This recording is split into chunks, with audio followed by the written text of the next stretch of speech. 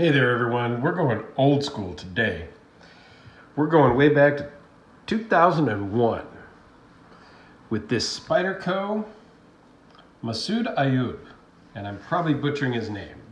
If you're not familiar with who he is one of my favorite firearms, self-defense, authors, instructors, you name it, whatever. Career law enforcement captain, I think he retired as, possibly police chief, don't recall. Started the Lethal Force Institute, where he trains concealed weapons holders and law enforcement and military. So just a great guy. I think I have all of his books that I've acquired over the years. But anyway, way back in 2001, he did a collaboration with Spyderco to come up with this very unique piece that I had to have because I was a fan of his hardcore back in the day when he was more active writing and whatnot. So I picked this up and quite literally pulled it out of the bottom of the safe today, because it was down on a lower shelf in the back, because I don't know, I never carried it. I got it. I thought it was a little odd, but had to have it. So I brought it out to show with everybody here. So let's just dive right into it. Close length is 5 inches. Overall length of this unique design is 8.62 with a blade length of 3.62 and an edge length of 3.37. It is a Vg10 steel, which is really cool.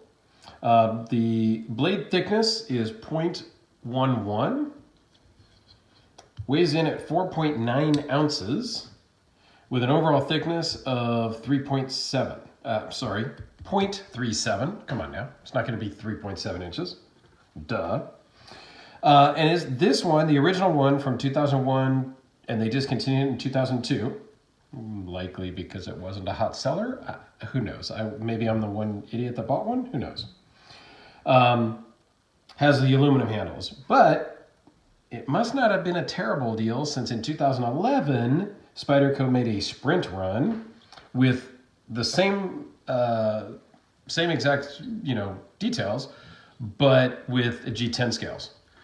They also made some with just a plain edge.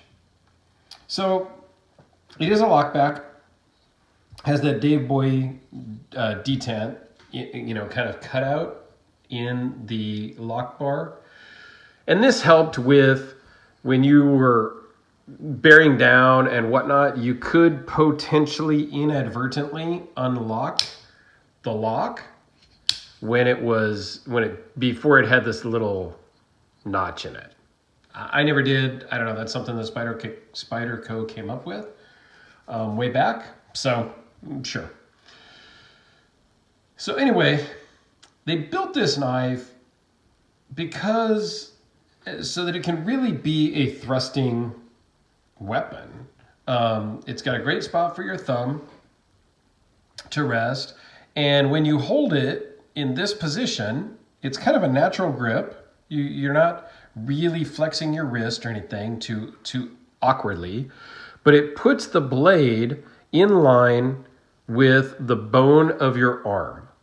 So it just naturally is a extension of your thumb, basically.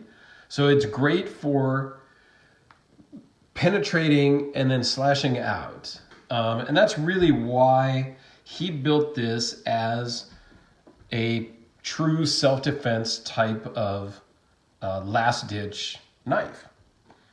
As a law enforcement guy, he knew the advantages of having a backup weapon when your firearm was malfunctioning, was stuck, jam, or you were in close quarters and somebody was on you holding your weapon, your firearm, and you were able to grab this. So that was really its main purpose.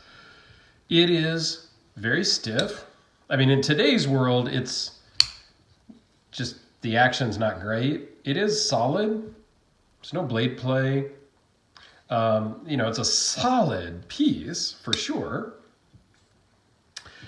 Great finish. There's a little bit of rubbing on that one spot of the scale, but it's literally, I've never carried it. It's been in the package, in the safe since I got it. Actually, I didn't have this safe back then, but you know what I mean. So let's give you some size comparisons because, well, that's what I do here on my channel. So I think it's a cool knife. I had to, you know, I wanted to have it just because of who helped design it with Spyderco. So for me, it was more of that connection. But even when I got it, I didn't carry it. I don't know. So here it is, Todd Begg Steelcraft Field Marshal. And, you know, guys, there's a lot of knives that I have that I just don't really carry. I carry most, but there are a few that I just do not carry. And a large Sebenza 21. So it's pretty much on par size-wise with the large Sebenza, but obviously it's got that kind of cant to the blade, so it just fits in your hand and is an extension. Whereas, same thing with this knife, so I'm holding it just the same, and I wouldn't be able to do a, you know, penetrating strike. I would have to kind of really tweak my wrist to get it, which would be uncomfortable and then unsafe, right?